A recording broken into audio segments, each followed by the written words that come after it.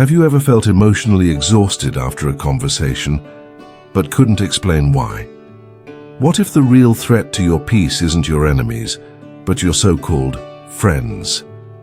They don't always bring red flags. Sometimes they bring charm and a smile, and that's what makes them dangerous. Not all dangers arrive with warning signs. Some of the most draining people in your life come disguised as companions, smiling, supportive, even helpful at first.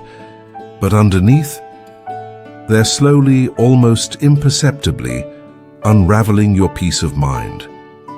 The truth is, the most dangerous people around you might not hate you. They might actually say they care. See, you don't lose clarity in one loud moment of chaos. You lose it silently, in quiet moments, in small compromises, in whispers. A little excuse here, a subtle manipulation there. And one day you look in the mirror and feel off, disconnected, like your fire has dimmed, and you don't even know when it happened. Marcus Aurelius once said, "The soul becomes dyed with the color of its thoughts." And I'd take it further. And with the people we let influence those thoughts. In today's world where your attention is constantly under attack, emotional clarity isn't a luxury, it's your armor. You simply cannot afford to keep people around who sabotage your self-discipline, blur your vision, and quietly drain your inner strength. That's why in this video, we're breaking down 11 subtle but toxic behaviors, patterns that Stoic philosophers would have walked away from without guilt, without apology, and without looking back. If you've ever left a conversation feeling mentally heavier than when you started, without knowing exactly why, this is the perspective shift you've been waiting for. It's time to open your eyes, sharpen your awareness, and protect your energy. Because here's the harsh truth. Some people don't want a solution, they want your energy. There's a certain kind of person who seems almost allergic to progress. They walk into your life like emotional storm clouds, dumping their problems at your feet every day. Work drama, relationship complaints, their health, the weather, politics, the economy, nothing is ever right. And when you offer genuine solutions, they dismiss them. Not because your ideas don't work, but because they were never looking for answers. They were looking for someone to share their chaos. And if you're naturally empathetic, if you're someone who feels deeply and listens intently, this is your danger zone. You want to help, you want to support. But what you don't see, until it's too late, is the slow erosion of your mindset as you carry someone else's emotional weight. Epictetus warned us, if someone succeeds in provoking you, realize that your mind is complicit in the provocation. Now flip that idea. If someone succeeds in draining you, it's because you've allowed the leak. In the previous part, we exposed the emotional weight that certain people quietly drop into your life, draining you without asking and leaving you wondering why you feel mentally foggy. Now let's go deeper, because there's a big difference between being supportive and being emotionally exploited.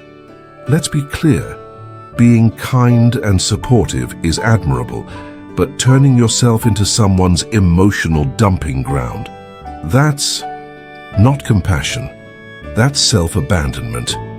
In high-performance environments, whether you're a leader, a creator, an entrepreneur, or simply someone trying to live with purpose, your mental bandwidth is precious. It's limited. And just like time, once it's gone, you don't get it back. You have to guard it like gold. And the people you need to watch out for? Chronic complainers. They may not touch your wallet, but they rob you just the same, stealing your attention, your energy, and your mental clarity. Let me give you a real-world example. There was a man named Chris, a talented young designer with enormous potential, sharp, creative, driven. But every morning, before he could even dive into his work, he'd spend a full hour listening to a colleague vent. Problems with clients, drama with her ex, family issues. Same loop, day after day. At first, Chris thought he was being a good friend. I'm helping her. I'm being there. But slowly, something shifted. His energy dipped. His focus faded. His motivation began to wither. He started waking up anxious, second-guessing his own path. Not because he lacked clarity, but because he'd unknowingly absorbed someone else's chaos. That's what chronic complainers do. They don't want you to fix their life. They want you to feel it for them. And in doing so, they throw off your rhythm, hijack your mental peace, and infect your inner clarity. So what's the Stoic way to handle this? Boundaries, not coldness, not cruelty, just firm, clear, and unapologetic boundaries. As Marcus Aurelius wrote, "You have power over your mind, not outside events. Realize this, and you will find strength." And part of that strength, it's learning to say, "I hear you, but I can't carry this today." Or simply going quiet when the cycle starts to repeat itself again. Because here's a brutal truth. When someone chooses to stay stuck in the mud of their own life, you don't help them by sitting there beside them. You just get dirty together. So pay attention to the patterns. If someone always has a problem but never seeks a solution, if every conversation leaves you more drained than uplifted, that's not a friendship. That's emotional extraction. And you owe it to your growth, your clarity, and your peace to walk away. But the danger doesn't always look like loud drama or negativity. Sometimes it comes dressed in politeness, in compliments, in subtle support. Because not all knives come with blades, some arrive with a smile. This is where we meet the subtle saboteur, the quiet threat. They don't attack you head-on, no, they undermine you in whispers. They cheer you on so but faintly. They praise you with a raised eyebrow. They plant doubt, but gently, almost lovingly. And before you realize what's happening, you're second-guessing your decisions. You feel your confidence dripping away, bit by bit, like water from a cracked glass. Let's get real. Some people won't ruin your life through destruction. They'll ruin it with soft, sweet-sounding sabotage. Are you sure you want to do that? That sounds risky. But hey, if anyone can pull it off, I guess it's you. I mean, you always aim so high, just hope you're not setting yourself up. See the pattern? That's not helpful advice, that's fear in disguise. Toxic communication dressed in concern. These are the people who aren't threatened by your failure. They're threatened by your potential. They don't want to destroy you. They just want to keep you small enough that they can stay comfortable. And often they wear the mask of the reasonable one, the voice of logic, or just the friend looking out for you. But here's the Stoic truth. If someone repeatedly makes you question your path, not with reason but with fear, they are not guiding you. They are manipulating you. Let me share a story. Sophie had spent months building her coaching business, slowly, gaining momentum, putting in the hard work, finally seeing results. And every time she shared a win, her longtime friend would respond with a subtle sting. "Wow, you're working so hard. I just hope you're not burning yourself out." Or, "That's great." But you know, people in that space fail all the time. Polite, concerned, reasonable, but also undermining. In the last part, we uncovered a tough truth. Not everyone sabotages you with harsh words. Some do it with gentle doubt, masked as concern. And Sophie, full of potential, became a perfect example of how that quiet erosion works. At first, Sophie laughed it off. She brushed the comments aside. But over time, those words started to stick. She delayed her next product launch. She avoided networking events that once excited her. And then came the creeping thought, what if I'm being delusional?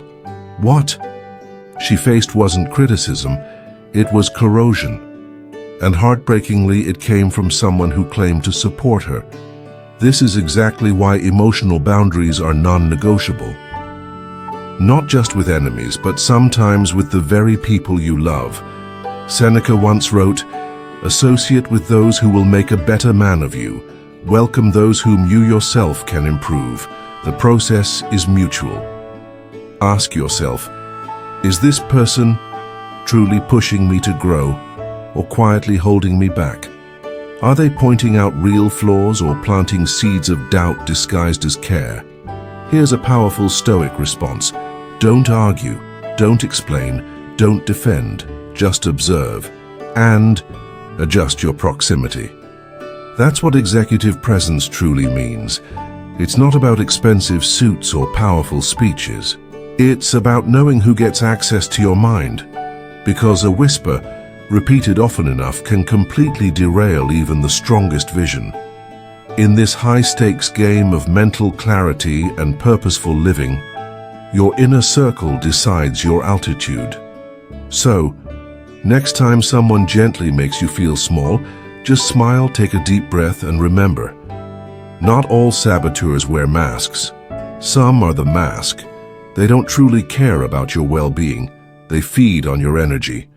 You don't owe them your time, you owe yourself your clarity. But energy thieves come in many forms. There's another kind that's even more subtle. The credit taker. They don't steal your money, they steal your recognition. The moment you succeed, they show up, not to cheer, but to reshape the narrative, to gently bend your win into their story. They say things like, "I always knew you had it in you. Remember, we talked about that idea months ago?"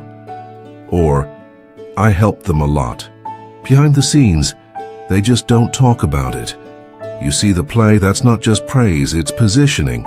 They wedge themselves just close enough to your success to claim partial credit, but far enough away to avoid any of the responsibility if things go wrong. What makes them dangerous isn't their ego, it's their invisibility. They often come across as charming, helpful, even encouraging. But beneath it all, they're quietly feeding off your effort to prop up their own sense of self-worth. They want the title without the grind. They want the spotlight without standing in the shadows. And when recognition comes, they step forward just enough to be seen. Let me give you a real-world example. Caleb worked in product design. Steady, consistent, not flashy but reliable. After months of hard work, his prototype finally got approved. A big win. But then his colleague, someone who barely contributed, walked into the department head's office and said, "Glad the idea I pitched finally made it through. Caleb did a great job executing it." Just like that, the story shifted. The applause in the room, it went to the wrong person. Caleb stayed silent, but something inside him fractured. The dignity of effort had been stolen. The clarity of authorship blurred. That's why Stoicism doesn't just teach us to work well. It teaches us to detach from the hunger for recognition. Marcus Aurelius wrote, "Ambition means tying your well-being to what other people say or do. Sanity means tying it to your own actions." Here's the paradox. When you live as a quiet achiever, you'll attract loud opportunists. But your job is not to react emotionally. Your job is to become precise. Don't beg for credit. Let the quality of your work speak over time. Don't chase applause. Let consistency build a reputation where it matters most, inside yourself. In the last section, we talked about the quiet opportunists, those who attach themselves to your success, not to celebrate it, but to subtly claim it. Now we go one level deeper, because sometimes it's not just about stolen credit, it's about unspoken rivalry, masked by smiles. But first, let's be clear. When someone keeps inserting themselves into your wins, into what you've worked hard to build, you don't need a dramatic showdown. You don't need fireworks. What you need are boundaries. Sometimes that means documenting your contributions clearly. Sometimes it means calmly but firmly speaking up when it matters. And sometimes it simply means pulling your energy away and letting your work speak so loudly no one can rewrite the narrative. This is what mental clarity looks like. This is the mindset of someone who leads with calm, not chaos. You don't need to fight for the crown because you've already built your throne.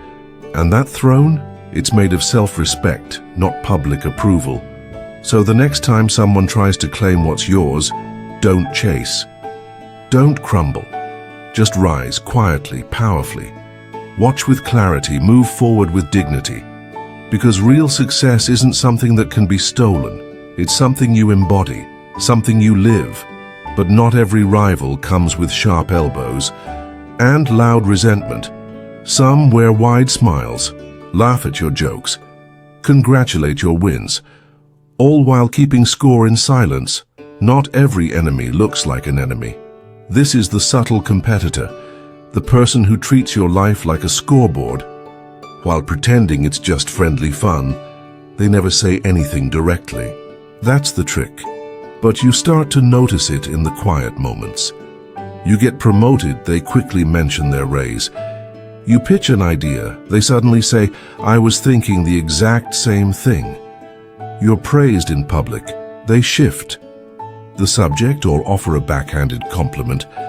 Well, yeah, but it's not like you were the only one working on it. It's not driven by malice. It's driven by insecurity dressed up as friendship. And that's what makes it so hard to recognize. These people don't lash out. They blend in. They're clever enough to avoid obvious sabotage, but not strong enough to rise above. Comparison. They hide in plain sight. Let me tell you a story. Lena worked with someone like this for 3 years, a teammate named Dana. Dana always seemed supportive, always smiling, always cheering her on. But every time Lena shared a win, Dana would drop a quiet jab. "Oh, that client was easy, right? Didn't you already have that project half done? Well, lucky you had a head start." Never hostile, just subtle. But enough to chip away at Lena's sense of pride bit by bit. Then Lena noticed something else. Dana started copying her. Her phrases in meetings, her strategies, even her personal style. She began dressing like her, talking like her. But if Lena brought it up, she'd look paranoid, and that's what makes this dynamic dangerous. They weaponize your emotional intelligence. They use your empathy to hide their envy. And when you finally pull away or set a boundary, they act shocked. Wait, what? What did I do? I've always supported you. It's psychological sleight of hand, a rivalry with no declaration, a war with no weapons, just mimicry, pressure, and quiet resentment. So what do? Do you call them out? Do you try to win the invisible game? Do you expose them? No, you rise above it, because the Stoic does not engage in ego-driven battles. He doesn't play shadow games. He doesn't need to win a competition that doesn't even matter. Epictetus put it simply, if someone succeeds at something, be glad. Do not envy them. Their success takes nothing from you. That's the truth. Your path is yours. Their noise is theirs. If you suspect someone is silently competing with you, don't feed the comparison. You don't need to overshare your goals. You don't need to prove anything. Detach emotionally.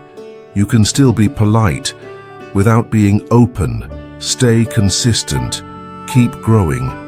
Keep winning without apology, without fanfare. And most importantly, don't shrink their discomfort with your light. That's not your burden to dim, because people who compete with you silently are already telling you something loud. In the last section, we uncovered the silent competitors, those who don't challenge you directly but slowly chip away at your confidence by hiding envy behind politeness. But now let's talk about a more delicate form of sabotage. Not competition, not criticism, but guilt. These people aren't threatened by your words, they're threatened by your peace, your progress, your presence. And the most dangerous part? They don't drag you into loud conflict. They try to pull you into a quiet emotional war. Don't fall for it, don't take the bait. Stay grounded, stay focused on your own path. Because while they waste energy watching your every move, you're using yours to build the kind of life they pretend they don't want, but deep down desperately crave. And remember, they never take responsibility. They only ask for sympathy. Some people don't try to dominate you with strength. They do it with pity. At first you feel bad for them. They seem broken, misunderstood, always facing misfortune. They say things like, "People always leave me. No one really gets me. I try so hard, but life is just unfair." But over time, something unsettling begins to surface. They're not actually asking for help. They're demanding attachment, and they're using guilt as a leash. This is the subtle victim, a master of emotional manipulation, disguised as helplessness. They weaponize their sadness, their failures, always someone else's fault, their pain, always deeper than yours, and their suffering, it becomes the center of every conversation. You can't set boundaries without hurting their feelings. You can't say no without being labeled as cold. You can't shine too brightly, because your light reminds them of their darkness. Let me share a real story. Jake had a close friend named Connor. At first, Connor came across as open, vulnerable, even deeply authentic. He shared stories about family dysfunction, past traumas, and deep loneliness. Jake was supportive. He listened. He offered encouragement. He gave his time, his empathy, his energy. But slowly, Jake started noticing a pattern.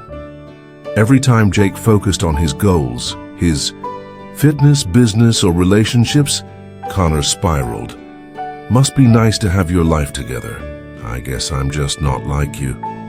Wish I had the same chances." Every compliment came wrapped in guilt, and every win Jake shared seemed to make Connor sad. Eventually, the friendship felt one-sided, an endless loop of emotional labor. And when Jake tried to pull back, Connor played the victim. "You're just like everyone else. I knew you'd leave. This wasn't friendship." It felt more like a hostage negotiation, with emotions. But here's what the Stoics always understood. Compassion doesn't mean sacrificing your self-respect. Seneca once said, "It is not a kindness to indulge a weakness. True help strengthens. It does not enable. You are not cruel for protecting your energy. You are not selfish for setting boundaries. And you are not heartless for refusing to carry someone else's emotional weight when they refuse to lift it themselves." This is what the high-performance mindset knows well. Emotional intelligence is not about letting people drain you. It's about recognizing when someone is using emotion as a tool, not as a truth. So how does a Stoic respond to the subtle victim? Recognize the pattern. If someone always casts themselves as the wounded center of every story, it's a sign. Withdraw. Your fuel. Don't play therapist. Don't over-explain. Don't justify your boundaries. Offer support without sacrificing yourself. Hold your boundary quietly, firmly, and without guilt.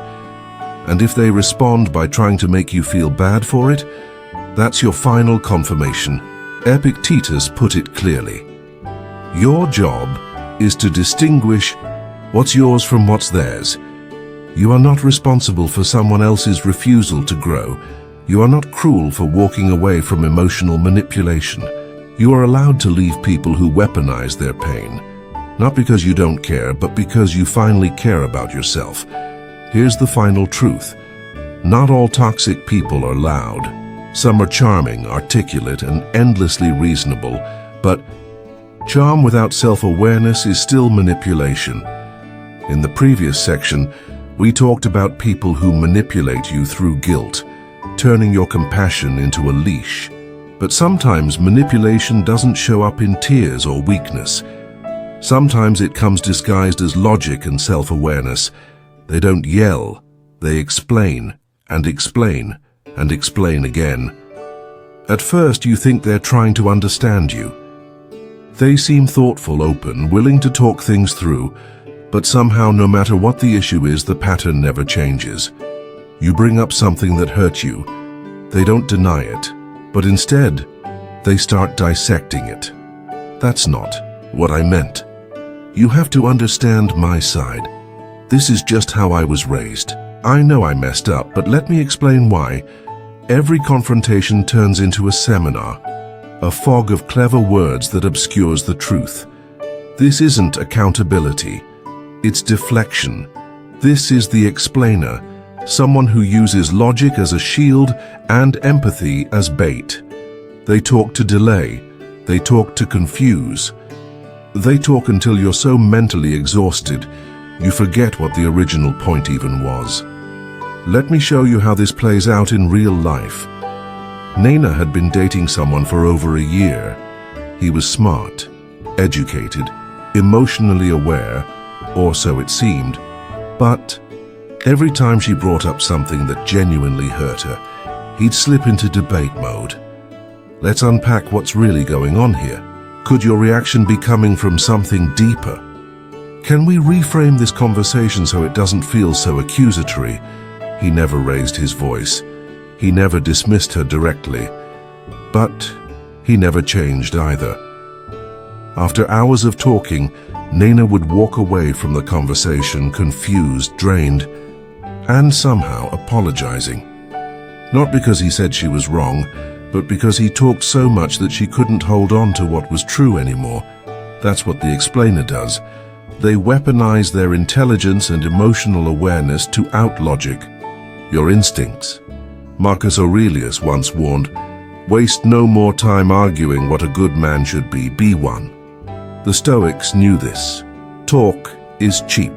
Character is expensive. The explainer? They'll always have a reason. Always a backstory, always a justification. But real change, it doesn't come from better arguments. It comes from different behavior. So how do you deal with someone like this? Stop engaging at the verbal level. If you walk away from a conversation feeling unclear or foggy, pause. That's not growth. That's manipulation masked as maturity.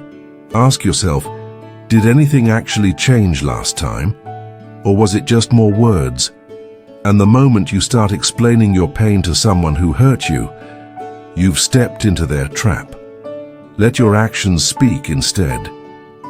Say this, "I'm not looking for promises anymore. I'm watching for patterns."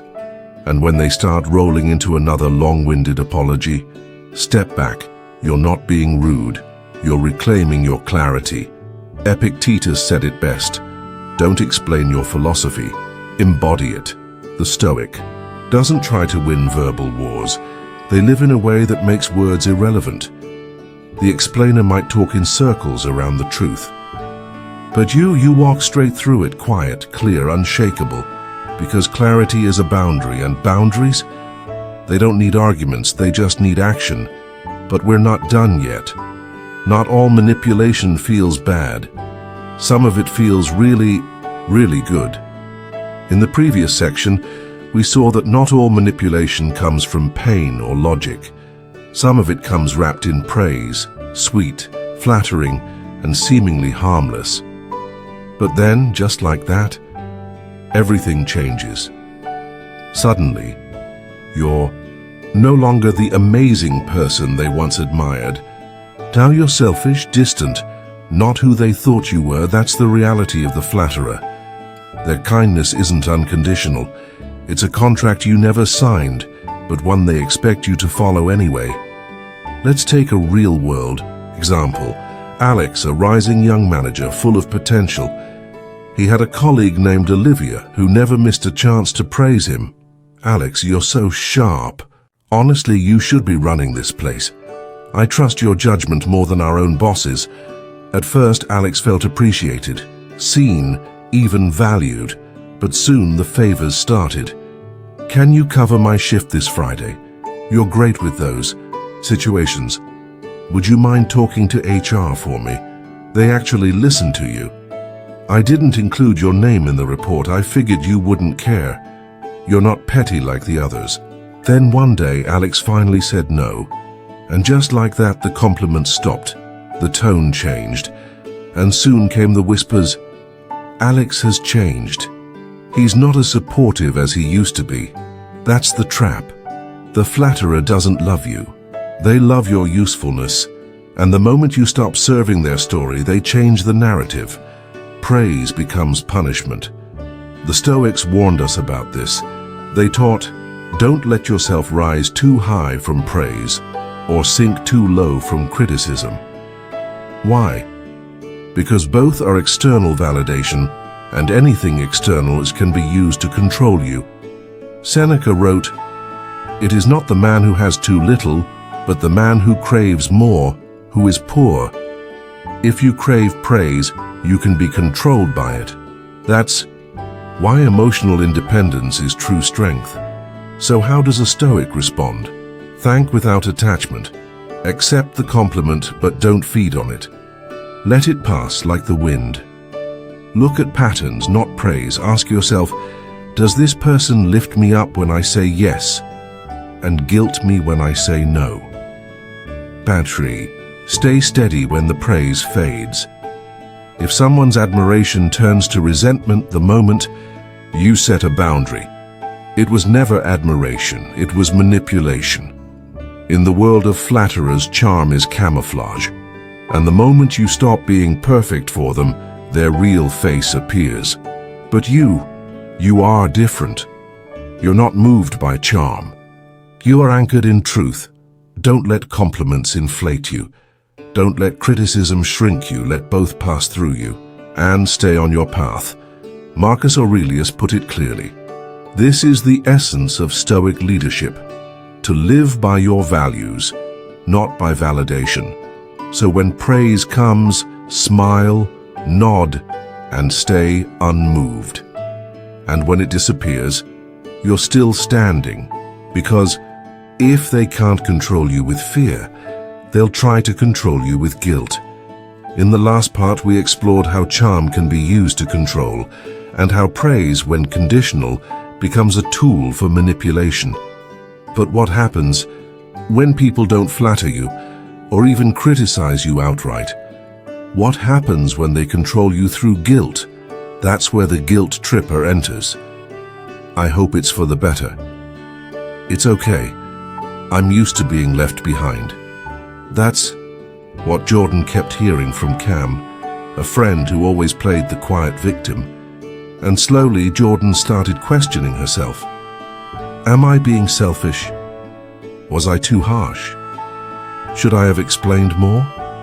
But the more she reflected, the more she realized this wasn't about being kind.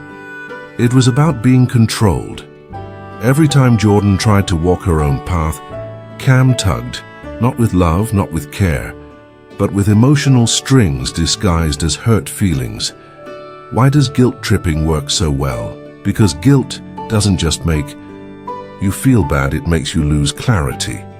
Manipulative people understand a simple but dangerous truth. Guilt rewires your logic. It makes you second-guess your boundaries. It clouds your decisions. And worst of all, it makes control look like concern. They don't have to say, don't leave me. They just have to look hurt when you do. And suddenly, it's no longer about your needs. It's about how sad they'll feel if you follow them. And if you're a compassionate person, that's the trap, because if you care enough, you'll stay, and they win. But here's what the Stoics knew. Guilt is a reaction. Responsibility is a choice. The Stoics taught us that you are responsible for your own actions, not for how others feel about them. Epictetus put it simply, do not try to make things happen the way you want. Want them to happen the way they do, and you will be happy. Guilt tripping feeds on emotional dependence, but Stoicism frees you by creating internal clarity. You don't aim to feel guiltless, you aim to do what is right. So how do you respond like a Stoic? Separate feelings from facts. Just because someone feels hurt doesn't mean you did something wrong. Clarify your intention, then let go. If what you did came from self-respect, not selfishness, you don't owe guilt. Watch for patterns. Does this person feel hurt? Every time you say no, every time you protect your time or prioritize your values. If so, recognize this. Boundaries are not betrayals. And if someone sees your independence as abandonment, they don't truly respect you. Marcus Aurelius said, "Waste no more time arguing what a good person should be one." A good person doesn't abandon themselves just to keep others comfortable. You can be kind without being compliant. You can be understanding without being manipulated. So when the guilt trip comes, don't board the train. Stay right where you are. Grounded, clear, compassionate, but immovable. But guilt tripping isn't the only subtle tactic. Some people don't try to control you with compliments and or sorrow. They chip away at your confidence one quiet comment at a time. You probably know someone like this. They always have something slightly negative to say. Not harsh enough to fight over, just sharp enough to make you doubt yourself. Oh, that haircut. Interesting choice. Your new project, I mean, if it works for you. Wow, boundaries, huh? You've changed. Not sure it's a good thing. On the surface, it sounds like honest feedback, but underneath, it's constant disapproval. Disguised as concern, this is the constant critic. The person who doesn't break your confidence in one blow. They chip away at it, piece by piece. Let me share a real-world story. Maya was a rising star, bold, focused, independent. She was excelling in her career and pushing herself outside her comfort zone. But her partner, Dan, never seemed genuinely happy for her. When Maya got a promotion, he said, "Well, don't let it go to your head." When she started working out, he joked, trying to impress someone. When she wanted to invest in a side hustle, he muttered, "Sure, just don't come crying to me when it fails." Over time, Maya wasn't sure anymore. Was she proud of herself? Or just afraid of making Dan feel insecure? She began questioning everything. Am I being too ambitious? Am I too much? Maybe I'm changing too fast. But this wasn't self-awareness. This was erosion disguised as feedback. Why does this tactic work? Because it hijacks your emotional intelligence. The constant critic knows that thoughtful people pause. They reflect, they don't dismiss. And that pause is the opening.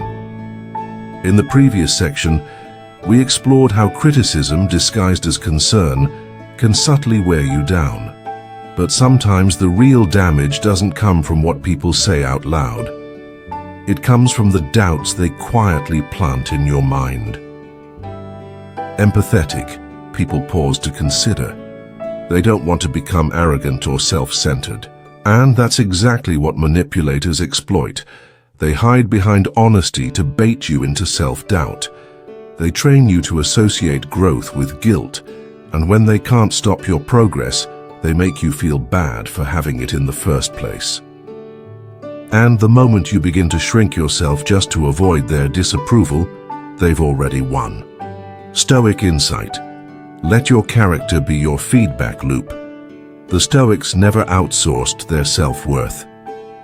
Marcus Aurelius once wrote, "If you are pained by any external thing, it is not this thing that disturbs you, but your judgment of it, and it is in your power to wipe out that judgment. You don't have to fear feedback, but you also don't have to treat every opinion like gospel. Truth. A Stoic doesn't measure feedback by how it makes them feel. They measure it by virtue. If it helps you grow, accept it with humility.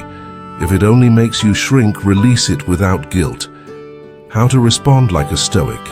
Ask, is this feedback or control? Does it align with your values or just feed their ego? Respond, don't react. You don't have to defend yourself from every subtle jab. Sometimes clarity in silence is more powerful than any explanation. Refuse to explain your growth. You don't owe anyone a progress report, especially not someone who isn't genuinely supporting your vision. And here's a final reminder. There's a difference between correction and criticism. Correction is rooted in care.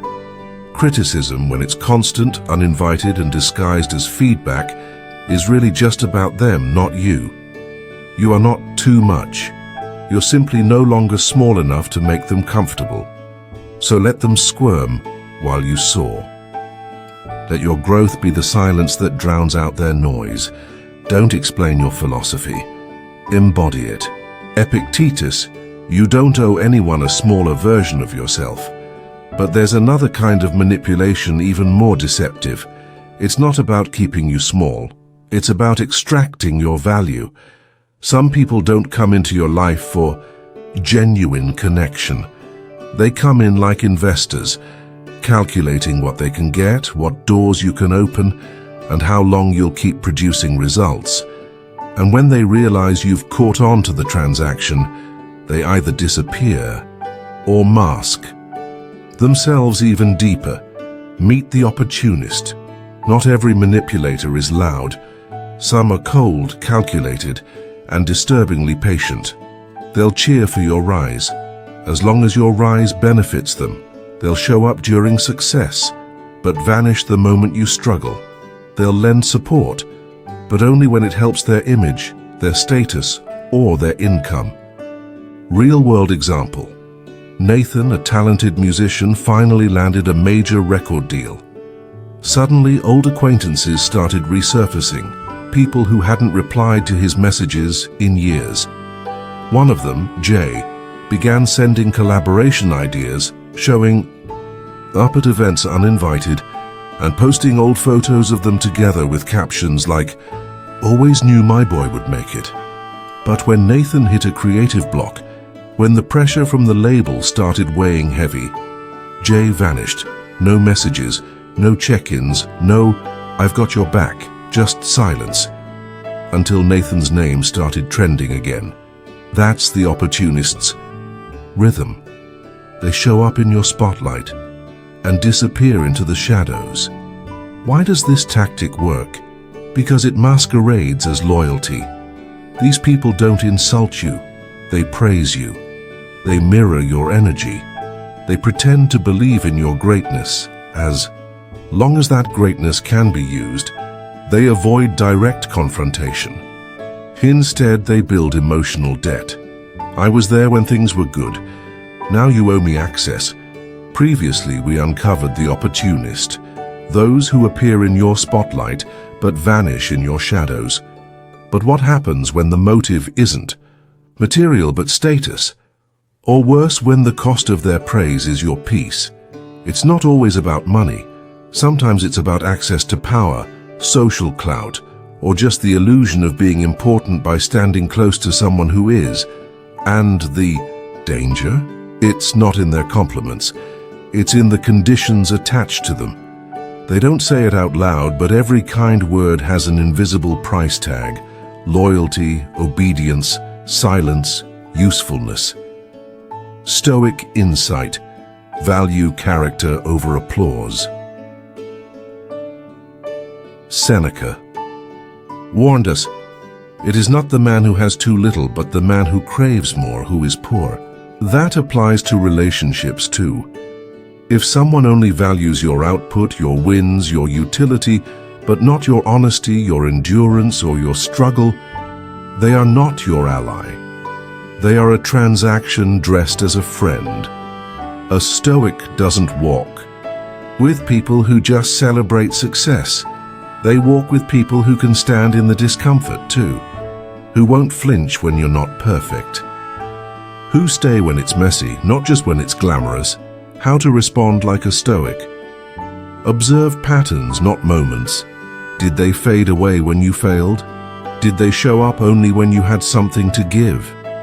One act of kindness does not define character. Consistency does. 2. Detach performance from identity. You are not your job title, your income, your follower count. Real relationships don't rise and fall with your resume. Don't fight, clarify. You don't need dramatic confrontations. You need truth. Let silence sort out the genuine from the opportunistic. Some doors close themselves when your energy no longer serves their purpose. Bonus insight. The higher you climb, the more parasites appear. That's not a flaw in you. It's a feature of visibility.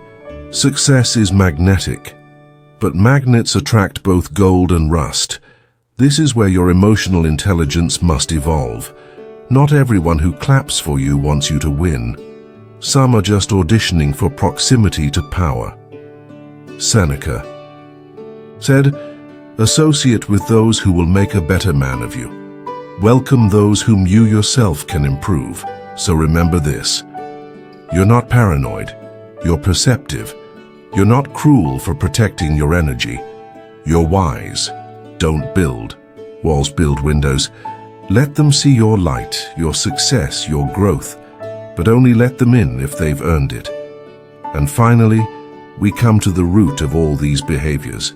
No matter the mask, manipulator, critic, flatterer, opportunist, the wound beneath is always the same, an unwillingness to take responsibility. You can change the costume, the tone, the strategy, but if you study long enough, you'll see it. All toxic people share one fatal trait. They refuse to own their impact. Some gaslight, some ghost, some gossip, but under it all is a deep fear of accountability. They'll never say, "I hurt you. That was my fault. I was wrong." Instead, they say, "You took it the wrong way. I was just being honest. You're too sensitive. That's not how I remember it."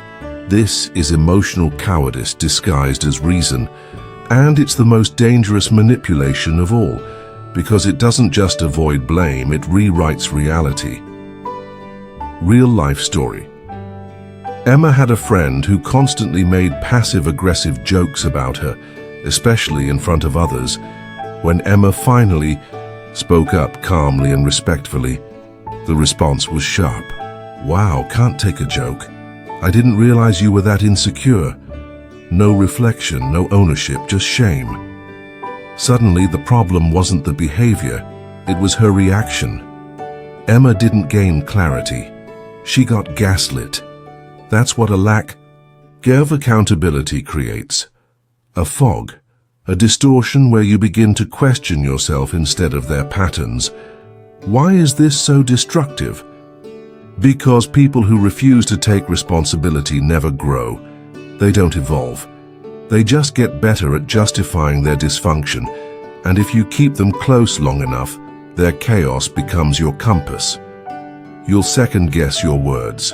You'll tiptoe around emotions. You'll feel guilty for being hurt. You'll call it compassion. But really it's self-abandonment. The Stoic response? Hold the mirror, don't carry the burden.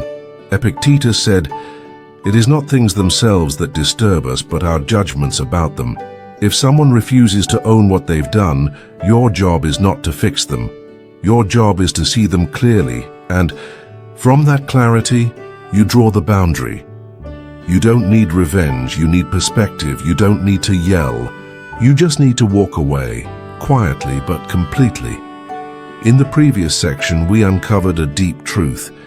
Not everyone who smiles at you is safe. Not every apology is rooted in growth.